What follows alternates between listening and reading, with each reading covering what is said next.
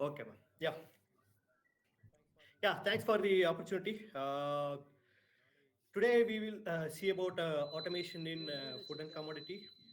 Okay, I will switch off my camera to make a seamless presentation actually. No, it's okay.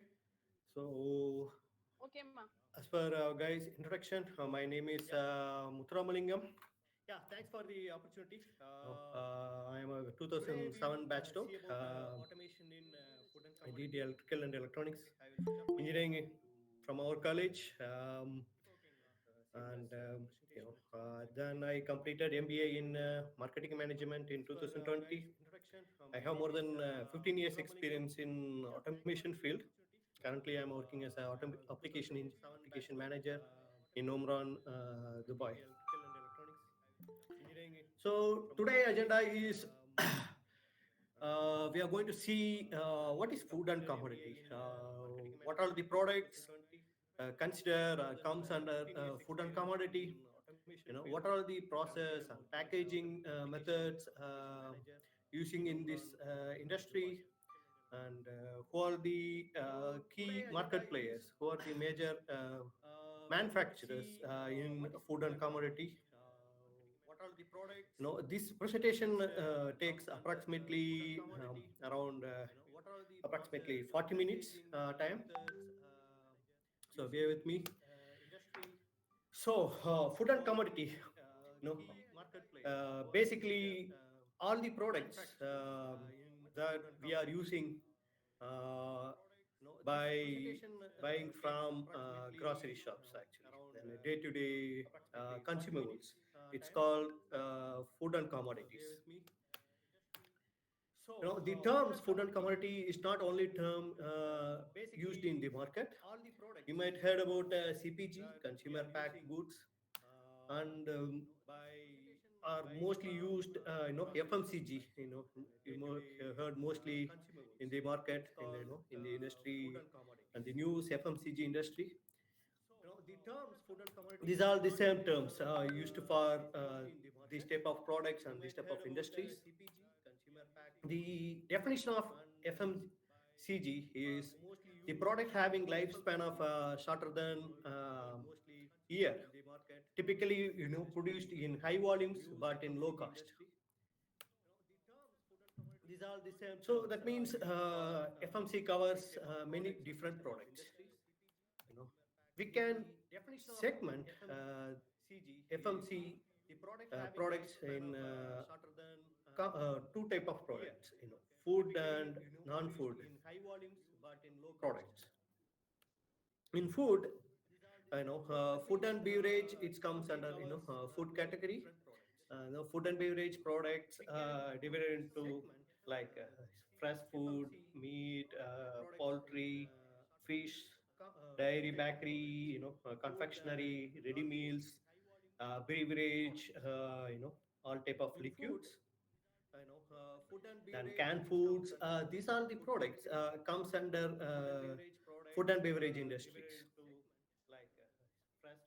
Whereas under commodity, the non-food items, cosmetic and personal care, household products like detergent, all type of washing machine liquids, all these type of products comes under household products. Pharma industries also comes under commodities. Then tobacco industry also it comes under non-food category in food and commodity industry. Detergent, all type of washing machine liquids, all these type of products comes under household. So this is the example of food and commodity production facility.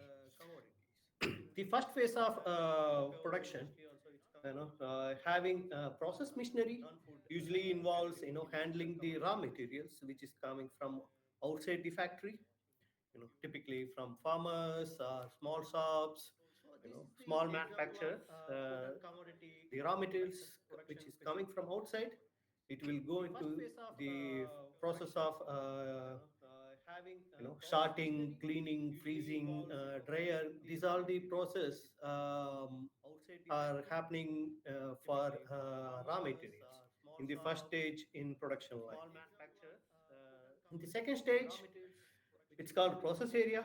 Typically, these are continuous process, by using tanks, vessels, and the process like mixing, blending, heating, steering, these are the process involved in this second stage of processes, in second stage of manufacturing.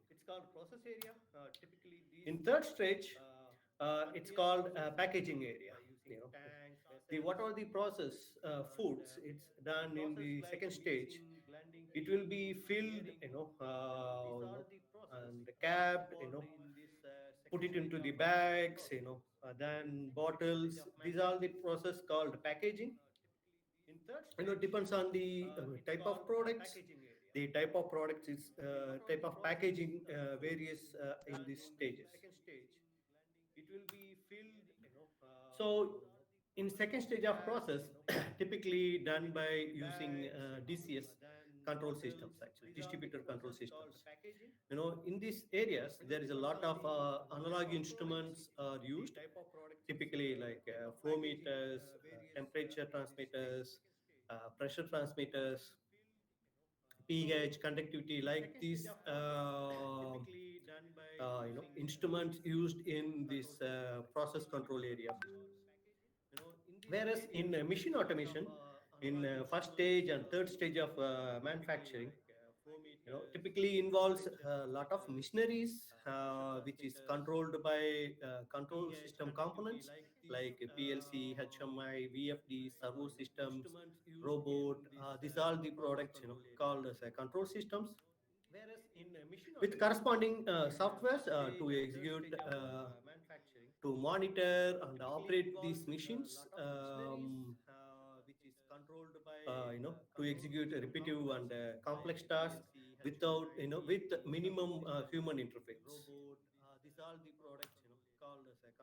So in machine automation, you can see there is a lot of components used in machine automation, starting from small sensors and switches in input side. In the middle there is a logic part, which is usually done by controllers like PLCs, VFDs, servo systems. Then there is the output part, like the components like relays, electromagnetic relays, solid state relays, then motors, all type of induction, PM, uh, servo motors, synchronous, asynchronous, all type of motors. It comes under output. In machine automation, in the whole process of machine automations, we can use a lot of robots, like you can see, I think you can see my cursor, pointer. You can see like these delta type robots, this type of articulated robots, and the mobile robots. These all type of robots used all over the production.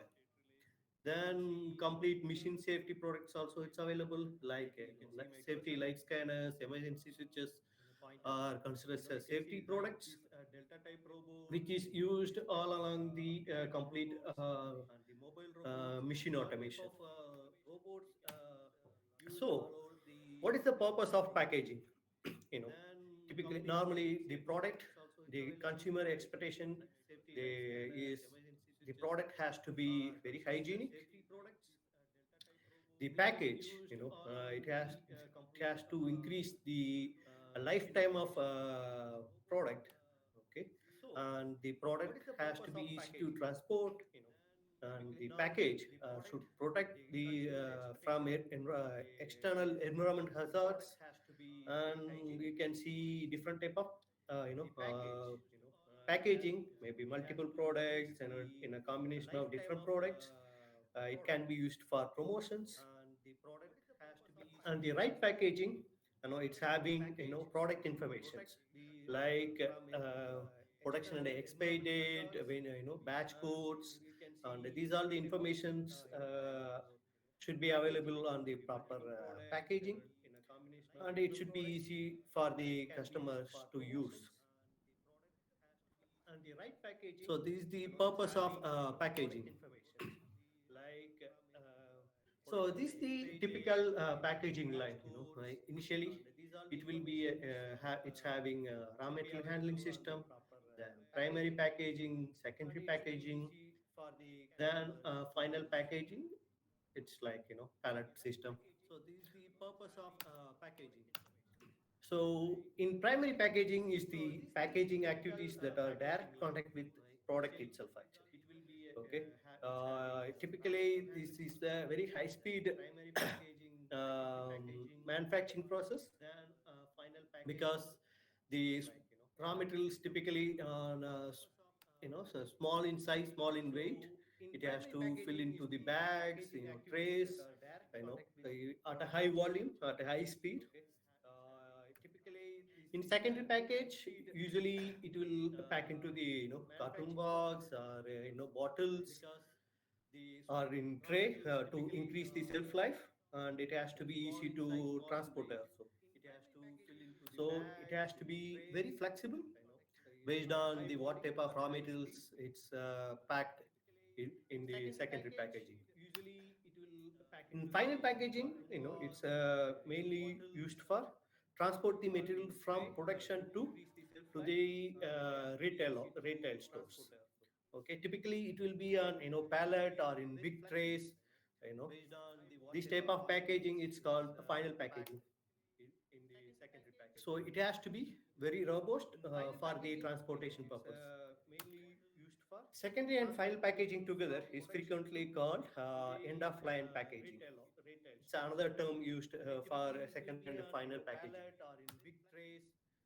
So this is the example of primary packaging. In first stage, in primary packaging includes filling, closing, labeling. Everything will be done in primary packaging.